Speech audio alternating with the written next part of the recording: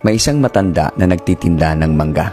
Maya-maya ay may lumapit na babae at nagtanong, "Manong, magkano ang isang mangga?" Sabi ng matanda, 10 ang isa. Sabi ng babae, "Bibili ako ng 20, pero ang gusto ko, 3 ang isa. Kung di ka papayag, aalis na lang ako." Sumagot ng matanda, "Sige ma'am, bilihin nyo na lang po sa presyong gusto ninyo. Wala pa akong benta sa araw na to." At bumili nga ang babae.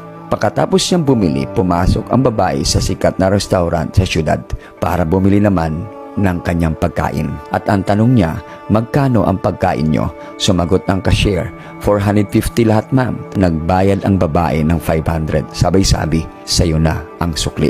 Itong istoryang ito ay normal lang sa mga taong may pera. Pero napaka-unfair naman sa parte ng matanda na nagtitinda. Bakit may ilan sa atin na nagdadamot sa mga taong kailangan ng tulong natin? Pero mapagbigay naman tayo sa mga taong hindi naman kailangan ng tulong. Mga kaibigan, gamitin mo yung pera mo para maayos ang ugali mo. Huwag mong ipakita ang ugali mo para lalong dumami ang pera mo.